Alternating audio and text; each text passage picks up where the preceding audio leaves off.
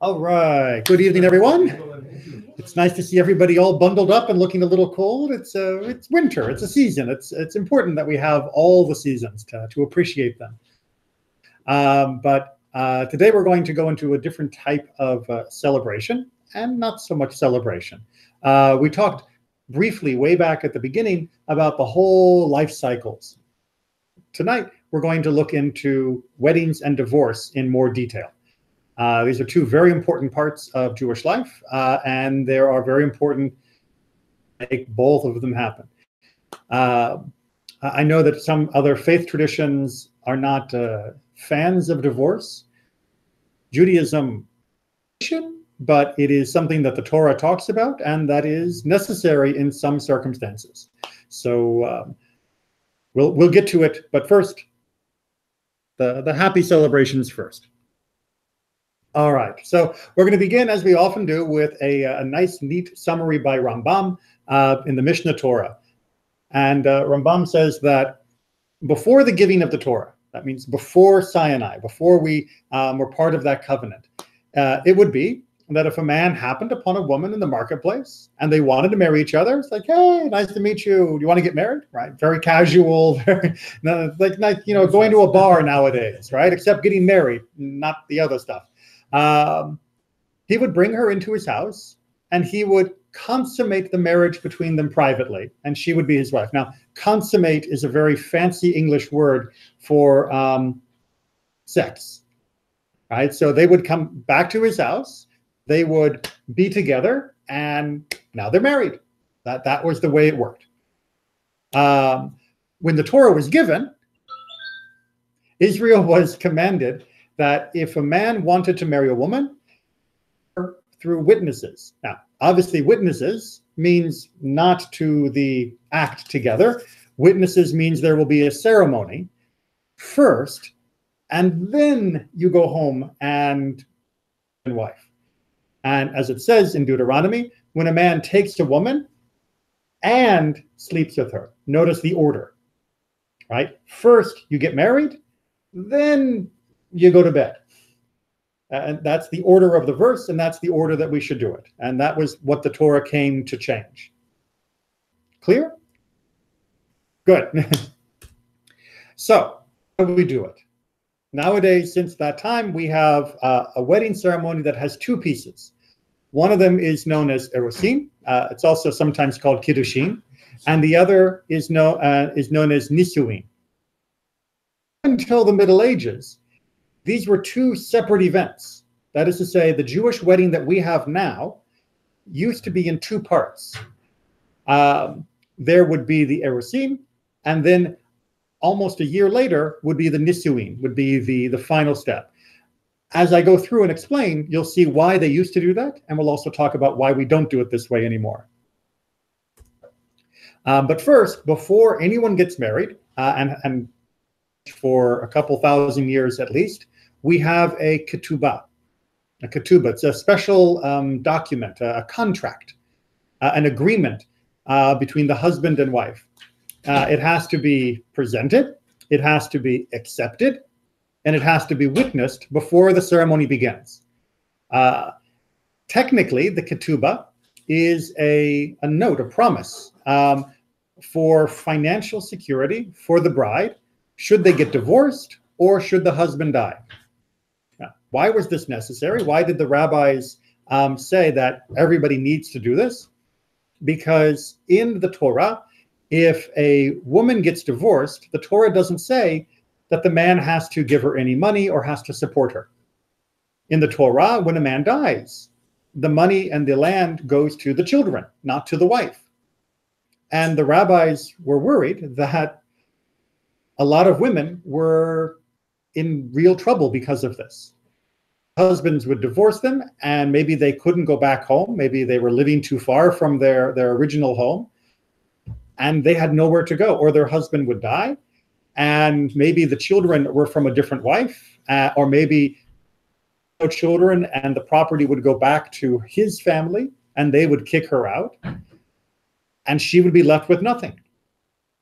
In fact, if you read through the Tanakh, the widow is one of the common terms, the common people mentioned, vulnerable, people who are most in trouble because of poverty and other problems. And this was the reasons. And the rabbi said, okay, well, you know what? It's simple. Before you get married, you have to make a promise to her. Since she is risking herself by joining you because she's leaving her father's home, she's leaving her family's home, and she's joining your home, since she is at risk, you have to make out a promise that if you divorce or if you die, she gets a certain amount of money, which was a good amount that she could live on for a long time, from your estate. And that way, the women will not end up living in the streets or having other problems. Make sense? And we still do the ketubah to this day. It's often done very beautifully. People will get like artistic ketubot. There will be that you can frame and hang on your wall. They're very, very pretty. But really, any ketubah is fine as long as it has these elements. Good? Good. Before the wedding, we also have a ceremony that's called a bedekin. This is customary. It's not required. If you don't have a bedekin and get married, it still counts. But the bedekin is when you take the veil and you put it down. This is a ceremony for the groom to take the veil on the bride and put it over her face. And this goes back to, like we discussed, or like we studied a month or so ago, the story of Jacob, when Jacob got married to Leah by mistake, right? We learned, make sure you see the face of the woman you're getting married to. You don't want to marry the wrong woman. So this way the groom puts down the veil and everything's okay. It's a beautiful ceremony. There's many different traditions and other things that can be said, but that's the main idea of it. All right.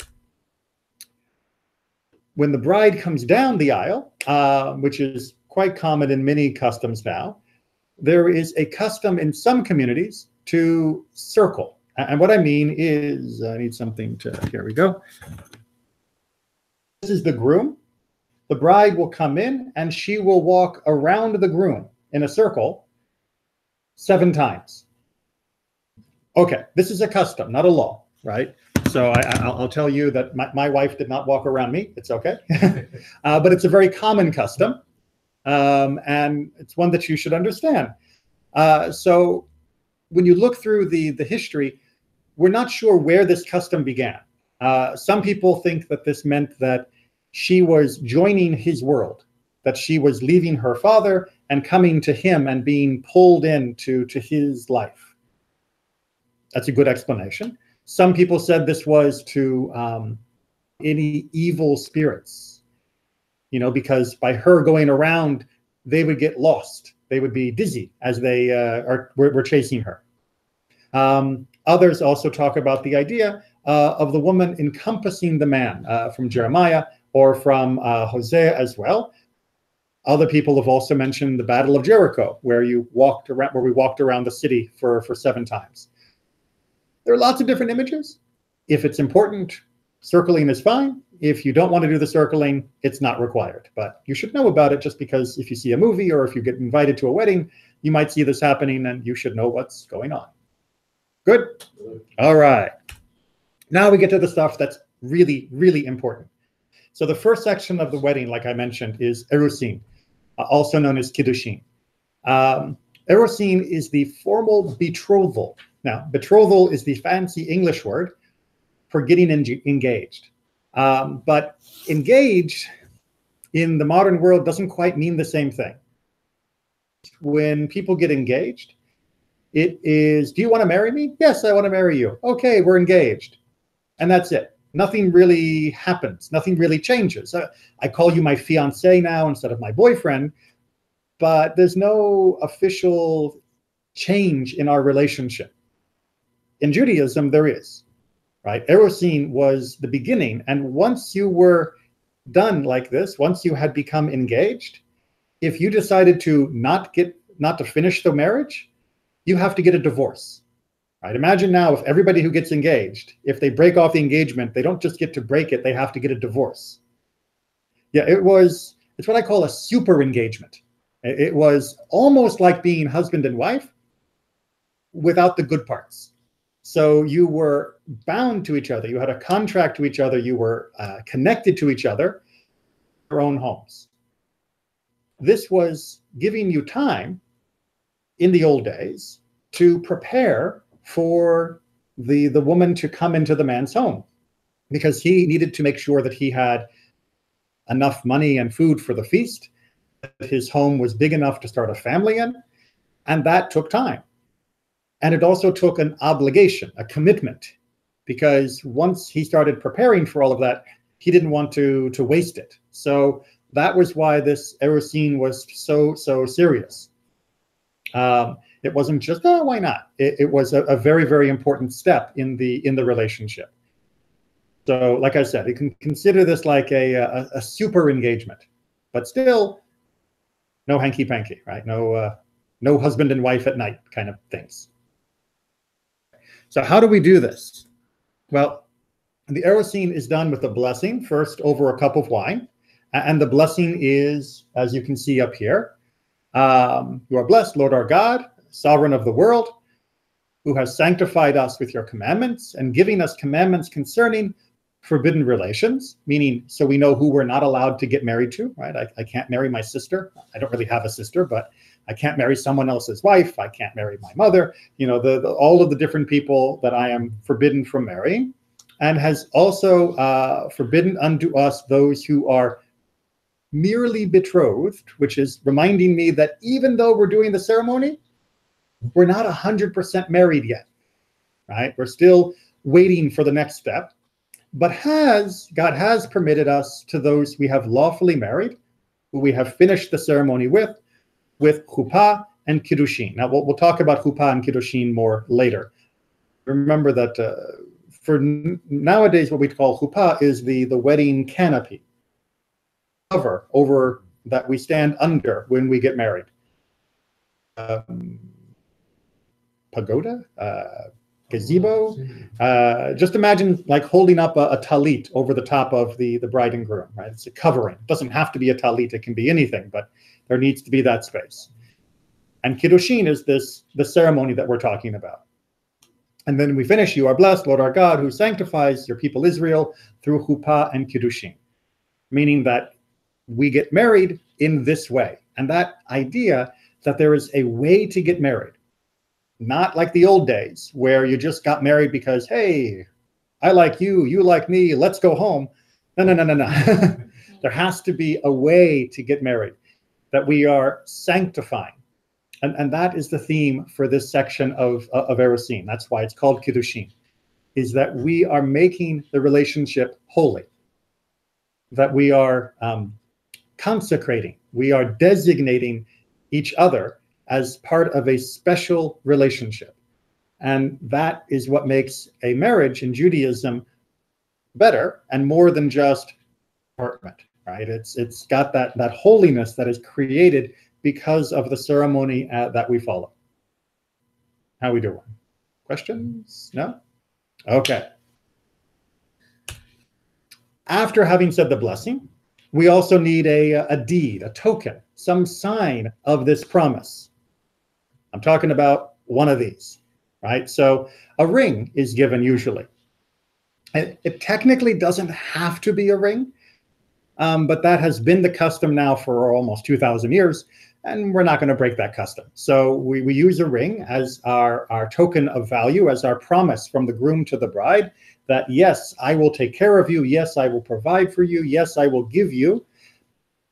And that's why the ring, there are special rules about.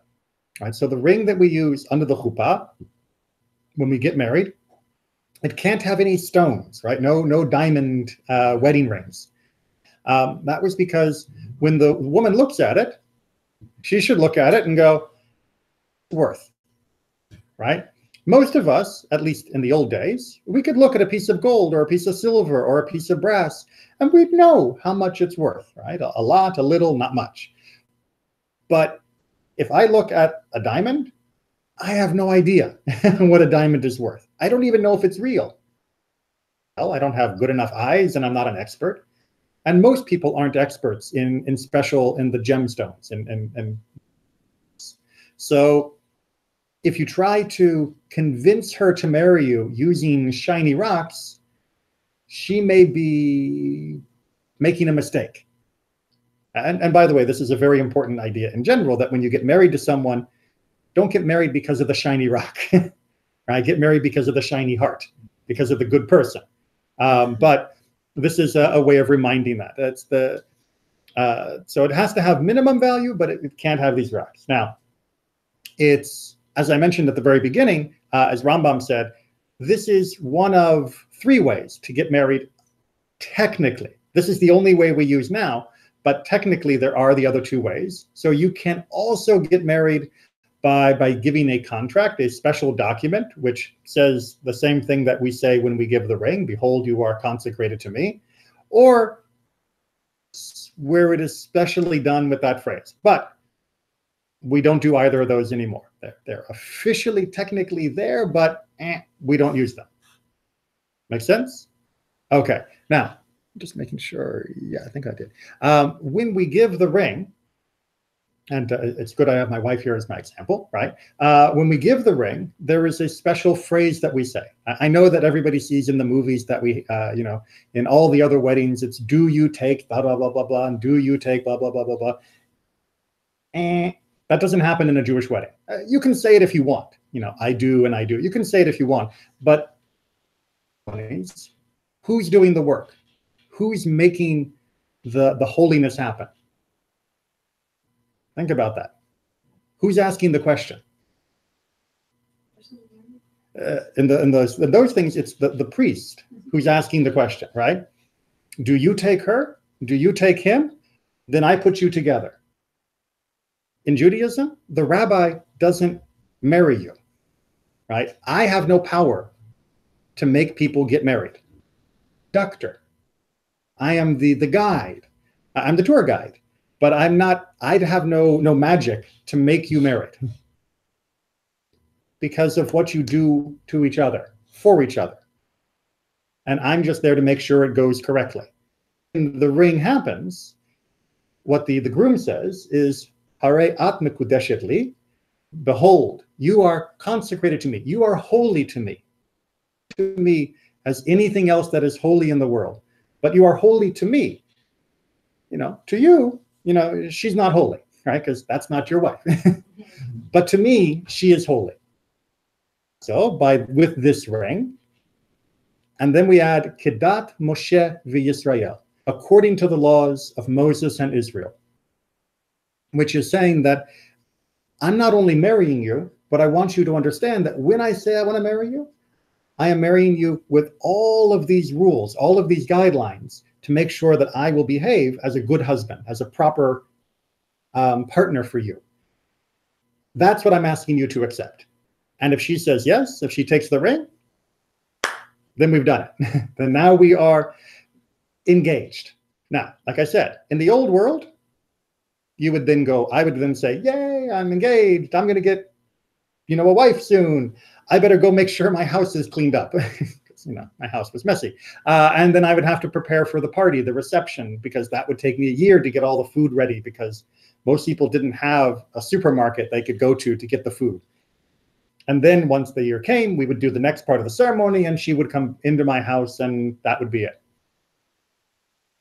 For the last 500, 600, 700 years, depending upon where we lived, we said, we're going to give the ring, and we're going to do this part of the ceremony with the first cup of wine, and then we are going to do the second part right now, today, same day, because that way we don't end up having problems during that middle year.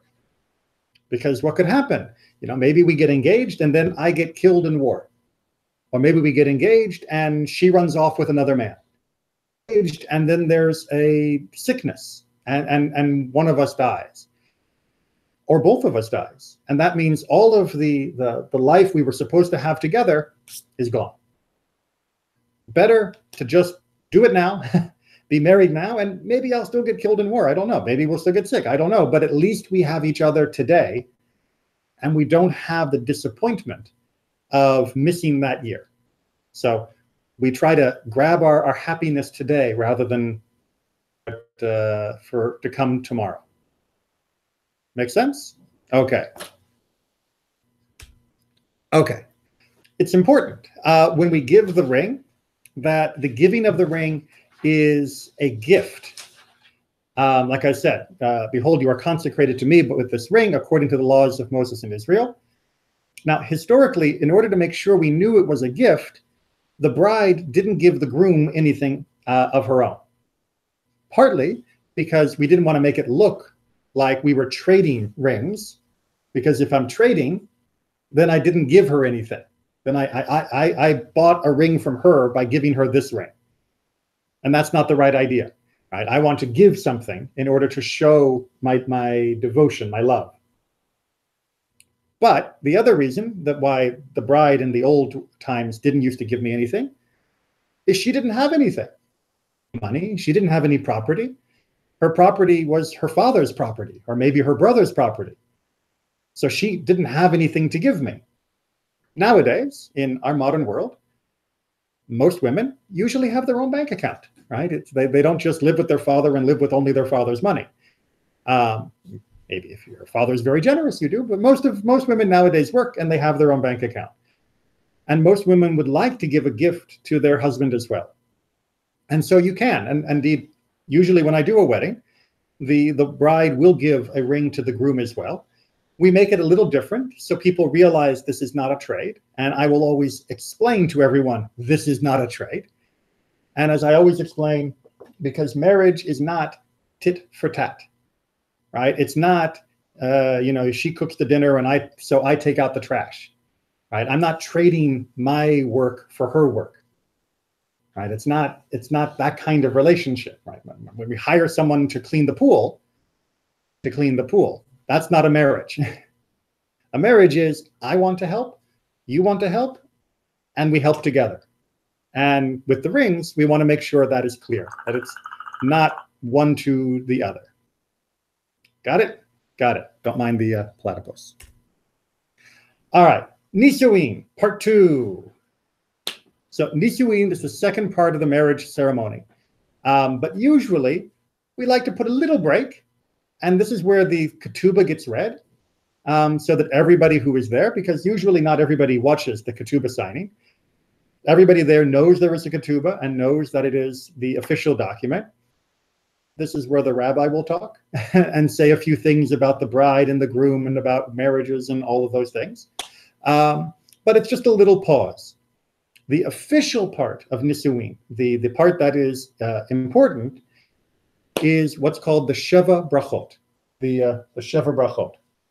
The Sheva Brachot are 7 blessings. That's literally what Sheva Brachot means, 7 blessings. And you can also add in other texts and other blessings and songs and poems and other things. But those 7, those are the important parts. Now, sometimes they'll be said by the officiant, the rabbi. Sometimes they can be said by different guests that are there. Anything is fine as long as they are said, because they are wonderful blessings. So the first 5, blessed are you, Adonai, sovereign of the world, creator of the fruit of the vine. The first blessing over the next cup of wine, of course.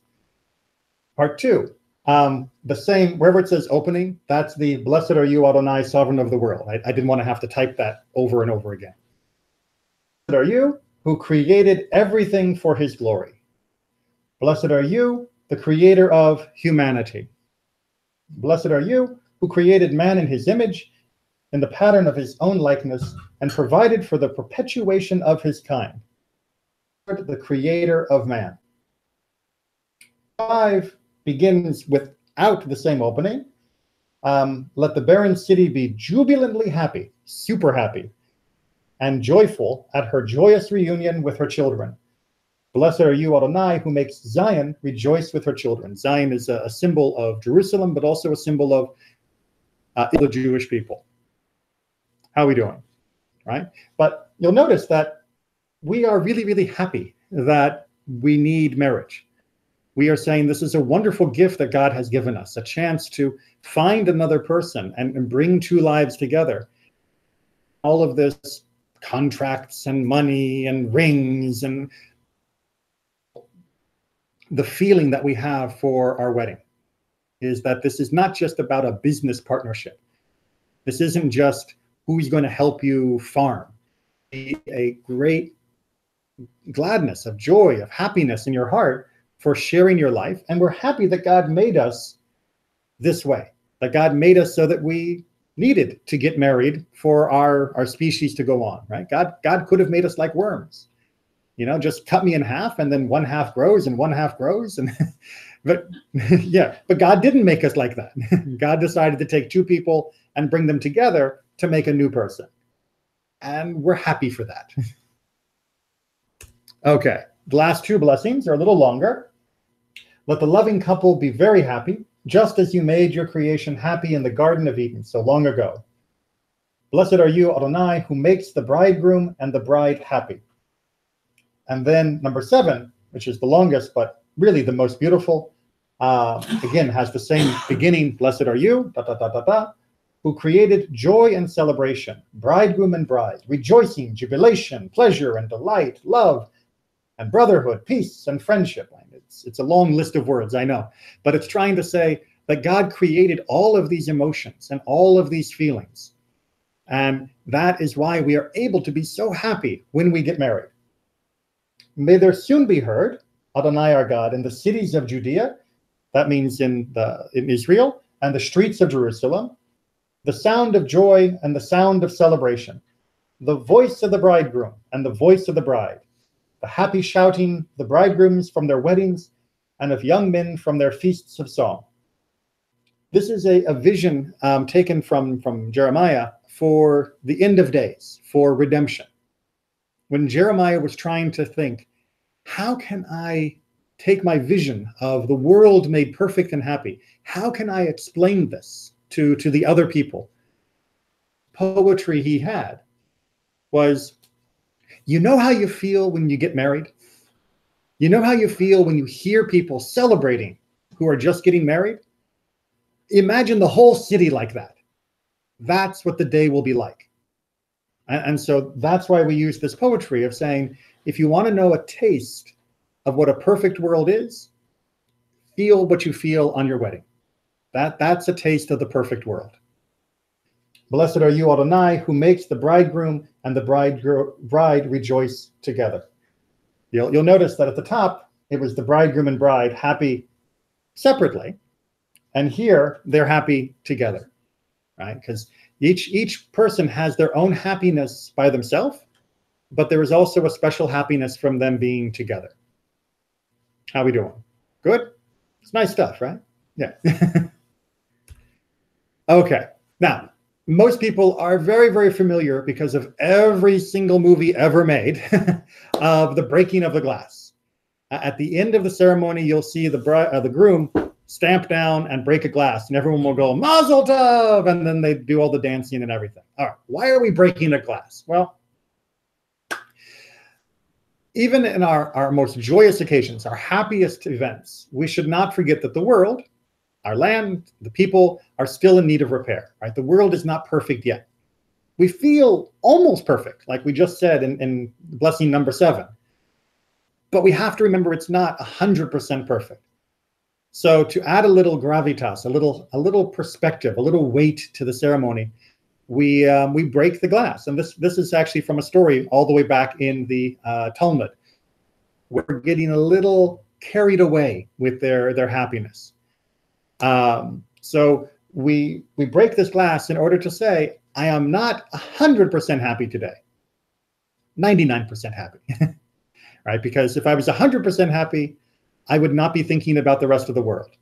99% happy, I'm still thinking about my wife, but also a little piece of me is thinking about the world too. And that sharp break makes us feel that way, reminds us of that. Now, that used to be a bigger deal because glass used to be very, very expensive. Now glass is cheap, but back in the day, glass was very expensive. So it was an even bigger reminder that there was this repairing that needed doing in the world. Good? Okay. After the breaking of the glass, the bride and groom leave the ceremony, and there is a moment called yichud, which literally means oneness or togetherness. And this is a chance for the bride and groom to be alone together. right after the ceremony. So you have to imagine you're walking off from the chuppah, from the canopy, and you go together into a room by yourselves. And this is your first time to be together as husband and wife. And it's actually really, really nice. It's not like you're there for an hour, 5 minutes. It's just a little time to be together before the party, before the dancing, before the speeches, before everything else, just to experience, what does this feel like now that we are actually married? What is this like? It is this special moment right after the ceremony. And then, of course, the reception. Now, you might think that the party is just a party. The party is a mitzvah, right? The party is a commandment, not for the bride and groom, but it is a commandment for everybody else. Everybody else has an obligation. They are required to make the bride and groom happy on their wedding day, right? That is everybody's job, is on that day. They are king and queen, and everyone else is there to make them smile. And so people will dance for them. People will of course, give gifts, and people will make speeches, and people will tell jokes, and all sorts of things to try and make them just be as happy as possible on this day. Now, this also has a very real practical purpose, which is, especially in the old days, but even now, when people get married, they're often a little nervous, right? Of what's my life going to be like now that I'm married? And making sure that the whole community is celebrating and happy and sharing and just making them smile and dance and laugh, that helps them feel much better. It also helps them see, well, if everybody else thinks this is great, then I guess this is probably okay. maybe I'm going to be okay. I'll survive. Reception is a very important part of a Jewish wedding. And it's one that you shouldn't skip, or, a lot of people say, oh, I don't want to have a big party. You don't need a big party. You don't need a big hotel. You don't need, a giant feast. But you got to have something to let people sing and dance and be together. Okay. Unfortunately,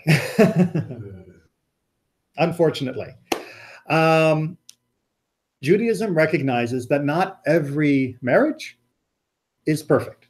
Now, usually, if a marriage isn't perfect, you work at it. And that is always the first job, which is to try and repair anything that might be happening in the relationship, to make sure that the marriage can go on. But sometimes it doesn't work out. So first, the section from Deuteronomy that talks about divorce. So a man takes a wife and possesses her. Possess is just the fancy English word for being together. To please him, because he finds something obnoxious about her. We're going to come back to what that means in a minute. And so he writes for her a sefer kritut, which is the Hebrew for a divorce document. He hands it to her, and he sends her away from his house. And she leaves his household, and then becomes the wife of another man. And this later man rejects her too. Right? So now she's getting married twice, or divorced twice.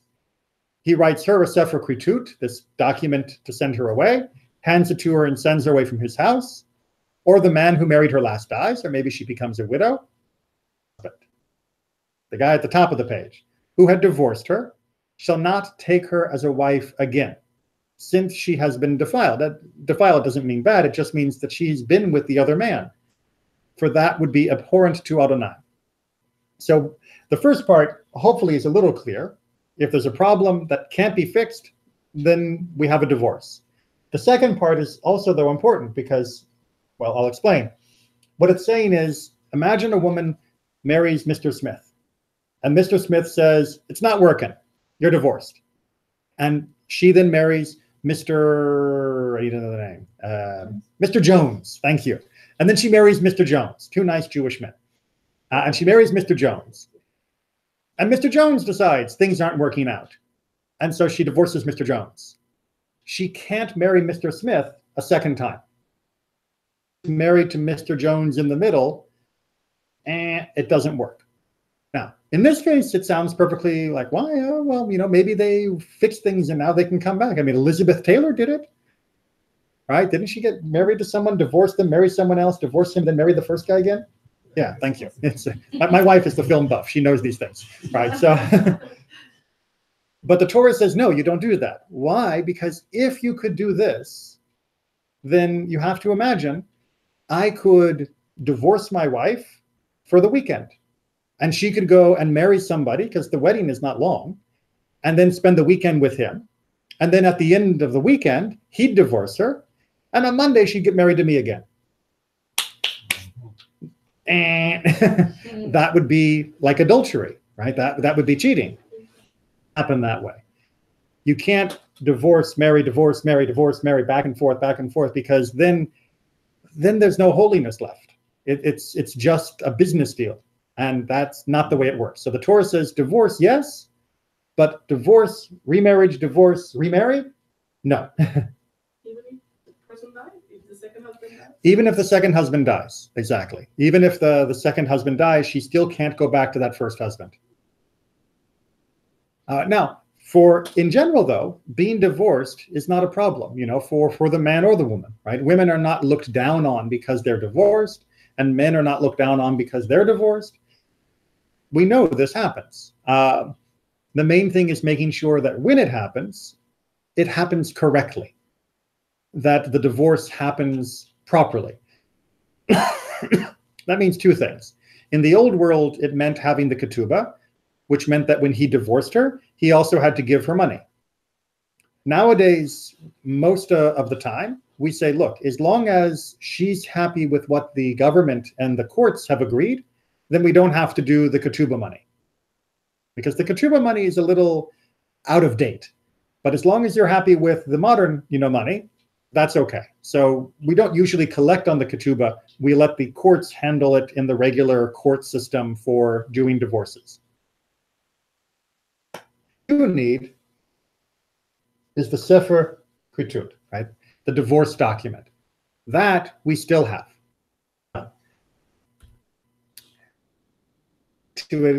I just want to cover one more little thing of when do we divorce? This was an argument among the sages.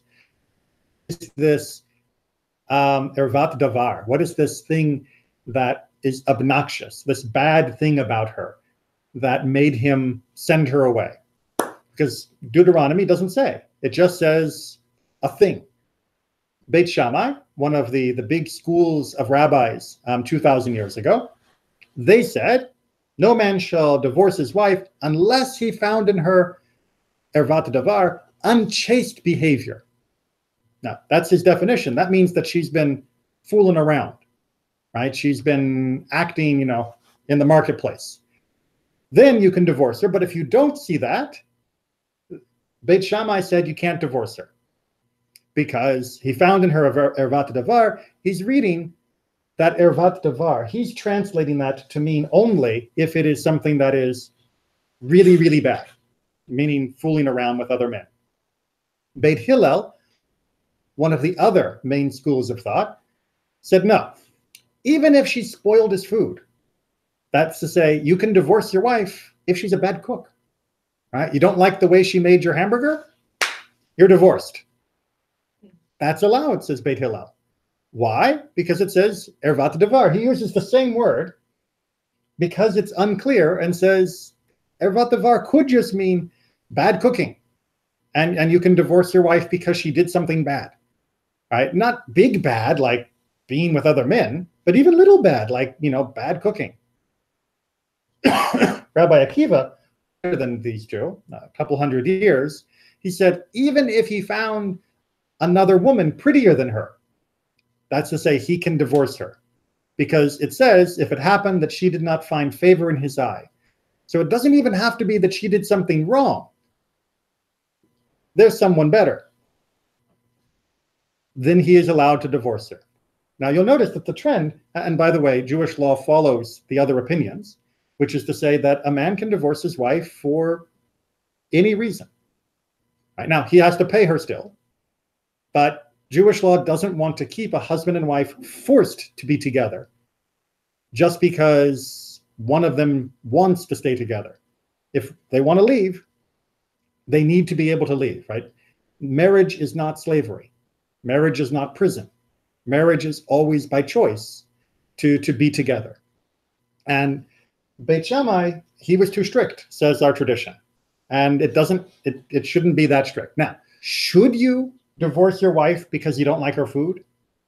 Should you divorce your wife because you see someone prettier? No, that's not a good thing to do.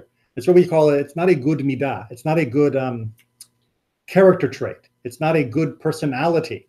You know, this kind of husband is not a good man. And maybe she's happier without him. If he's going to be looking at other women, maybe it's better for him to go with the other women and leave her alone. But that's not the kind of person you should be. But if the man is like that, then Jewish law is not going to stop him. Jewish law will let him go. And again, it's better for him to go than to stay with her and cheat on the side. That's much, much worse. Make sense? Okay.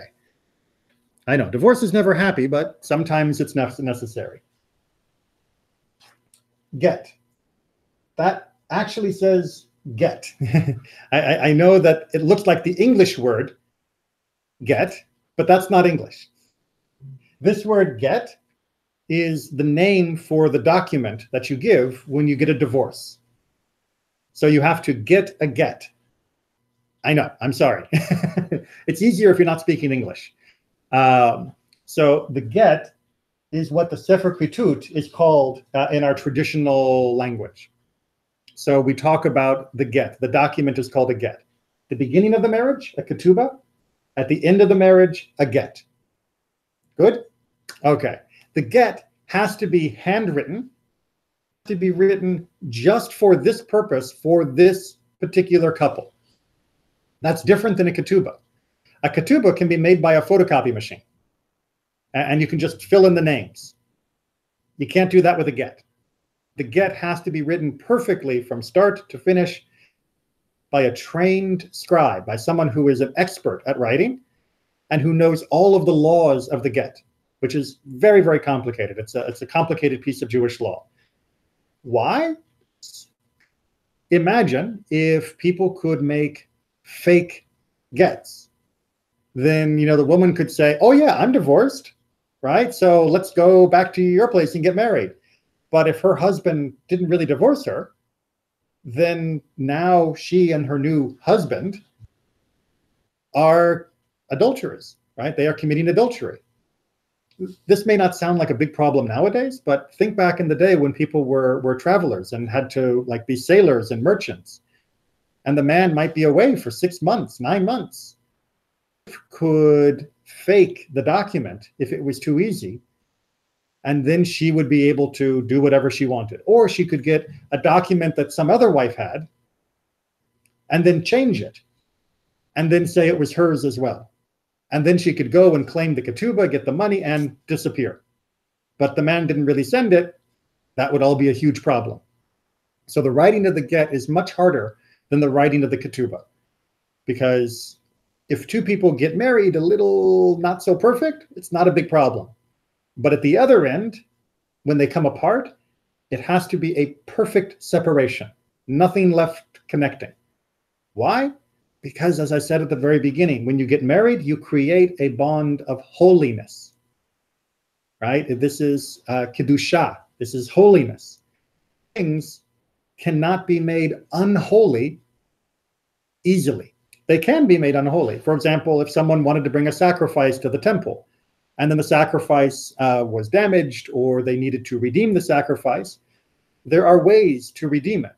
But the way to redeem a sacrifice is always harder than the way that we designate a sacrifice, right? I can say, this cow is going to be my sacrifice.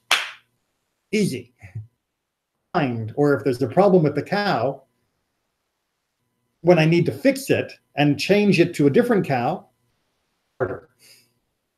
So the same thing happens for marriage. Getting married is pretty easy. Getting divorced has to be perfect, because you don't want to leave them kind of married, because kind of married is still married, and they need to be cleanly separated. In Jewish law, as we saw from Deuteronomy, the process begins with the husband. That is to say, the husband decides to start the divorce. What happens if the woman wants to get a divorce? What if she says, he's not good, he burns the food, he's, fooling around with other women, or I found another guy who's more handsome than him, right? Can she give him a get? Right? Technically, she can't write the get or have the get written and give it to him. But she can talk to the Beit Din, to the court. She can go to the rabbis and say, my husband hits me. My husband doesn't give us enough food. My husband is running around with other women, all sorts of things that a husband might do that she wants to go. And the Beit Din would convince him to give a divorce. And I mean literally convince him to give a divorce, if necessary. That wasn't where they started, right? They would say first to him, hey, I hear you have a problem with your wife. You need to get a divorce. And he says, no, I don't want to get a divorce. And say, okay, then you can't get an aliyah, right? You can't come to synagogue anymore until you give your wife a divorce. And he says, I don't care. Okay, then no one will do business with you anymore. Right? No one will sell you food. No one will buy your stuff. No one will I don't care. All right, we're at that point. You take him in the back room with your fists. You get him to agree and sign, not to sign, but to officially make the get happen. And you hold him there and you give the get to the wife. We used to do it if it was necessary. Which, if you can see from the Mishnah, they actually talked about that. Because the husband has to start it, but if you're twisting his arm, well, the answer is yes, in this circumstance, right? A get given under compulsion, forcing someone to give a get, if he's forced by the Jewish court, it's okay. If he is forced by non-Jews, meaning for their reasons. So imagine if the Romans wanted somebody to divorce his wife, and they were trying to twist his arm and force him to divorce her. If they make him do it, it doesn't count, right? That's not legitimate. But among the non-Jewish court, they may beat him, beat him up, and say, do what the Jewish court is telling you. And that is valid. So if the non-Jewish court forces him to do it because the Jewish court told them to, then that is okay. Because now they're doing it for our reasons. They're not doing it for the Roman reasons or someone else's reasons. This becomes an issue in the modern world. Because in the modern world, I don't get to beat anyone up anymore. In my congregation, didn't want to give their wife a get or a divorce. If I go to his house and I beat him up, I go to jail. So, and in most of our communities, if I told somebody, you can't have an aliyah anymore, okay, they'll just go to a different synagogue, right? Or if I told them, no one will do business with you anymore. So it's like, I can go do business with anybody else in Orlando. I don't need your synagogue to do business with. It's a problem in the modern world where there are, unfortunately, every now and then men who will refuse to give their wife a divorce, even after they have a divorce in the state court. So they'll get a divorce with Florida, but they won't give her a get because it's a way of punishing her, because that means she can't get remarried, right? Because if you get a divorce, but you don't get a get, then you can't get married to someone new. And unfortunately, there are some men who use this to either punish them or they use it as leverage. And they'll say, I'll give you a get if you give me $25,000. Yeah, it's a big issue. Now, in the conservative movement, we do have a solution for this. And it's not beating people up. The solution we have is we can annul the marriage. Annul means you go back to the beginning of the marriage and you say the beginning was wrong, that the beginning never happened. Why? Because when the husband gave her the ring, remember what he said? You are betrothed to me according to the laws of Moses and Israel. If he is going to break the law about marriage, then when he said those words, he said nothing. And so we use this to help women that are trapped in that situation. But For most of our history, we used our fists. It was it was faster and easier. And most men in the community where the court would look after the women and help them, then they just did the right thing. Because why would they fight it, right? Because they know that in the end they're going to be forced to do it. It's just easier to do it. That should be the attitude, that if it's necessary to get a divorce, don't be mean about it. Right? If it's necessary to get a divorce, it's not because somebody is horrible and evil, and you shouldn't use the divorce to punish someone. You just use the divorce to end the relationship that isn't working. And it's not a happy thing. It's not a joyous thing, but sometimes it's necessary. But we should never make that worse than it is. It just needs to happen sometimes. Okay, sure, but with that, we are at an end. Questions? I know we actually finished 2 minutes early. With the kids. Yes. What, I don't see anything regarding the kids. In which case? If they get married and they have kids Mm-hmm. and then they decide to divorce, right? Does the husband divorce have to take care of the kids after the divorce? Or? Yes, but so in the ancient world, if you remember, all the property was with him. And that meant the kids went with him because the kids were going to inherit his property. So in the old times, 500, 1,000, 2,000 years ago, if they got divorced, she left and the kids stayed. And that was the standard practice because the kids were part of his house, not part of her house.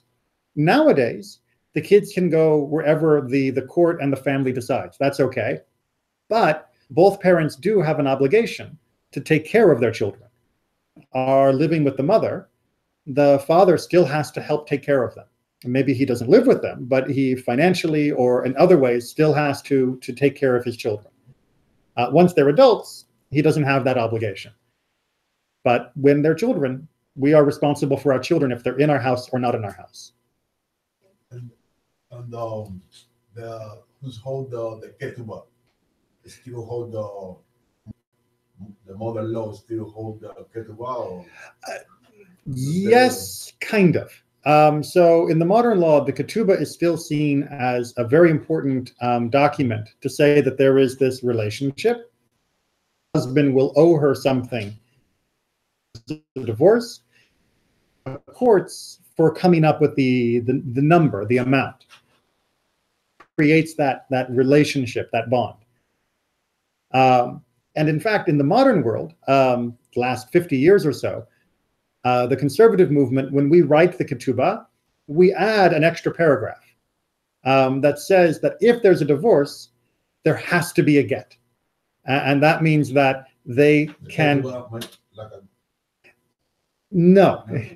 There are some that are trying to... So this is modern Jewish law discussion. So this was created back in the 50s. And the idea was that it said that if you divorce, then you have to give a get. And if you don't, you already signed a contract saying you would. And so now you could be taken to American court for failing to do the contract. So it was meant to try and convince people, well, the husband, to give the get. Technically, the wife can refuse the get and cause problems that way, but it's easier to get around that. But the husband, it's harder to get around. So this was a way to try and do that. There is a movement now to write additional contracts that are conditional, that say if he refuses to give a get days after a civil divorce, after getting divorced by Florida, then this wedding will automatically expire. And it's like they've never were married. So there are other documents that people are trying to create that will retroactively undo the marriage if there's no get. Because a woman without a get, and a man technically, but if the man is doing this, he's probably walking out of Judaism altogether. But if you don't have a get and you can't get married, it's like a prison. The term that's used is aguna. It means that the woman is chained like an anchor, that she is stuck without a husband and no way to get married to someone new because she doesn't have the get. And so there are many different people working on trying to solve this problem. Like I said, the conservative movement, we have our solution, but other movements they don't like our solution because it's our solution. It's political, but it's a solution that's discussed in the Talmud. It's just one that they said we don't need to use, rough him up. So they used to have more tools. This is the only tool we have left. And the Talmud, what I can find, that's the Well, there's a whole section on ketubot called ketubot, and there's a whole section on divorce called gittin. Okay, but the one you're talking about. Which part? The roughing the up? No, the Ramban and the description of Ramban and Hillel. What I can find out. Oh, that. Off the top of my head. When you find it, you can text me. Did I? Because I don't see you. Oh, a second. I don't see any. Did I not put a site? Yes. No, I don't see Yeah, there we are. Yeah. Gittin 910. Oh, okay. Yeah. We can see it. Yeah, I was standing in the way. Yes, but that's actually in the Mishnah. Okay. Yeah, that's in the Mishnah. Now, if a woman didn't want to accept, what happened in that situation? So officially, the first step, if she refuses to accept the get, is the get goes back to the husband. And they say she doesn't want it. And then what would happen would be the court would appoint somebody to officially accept it on her behalf. So they would get someone to take it for her.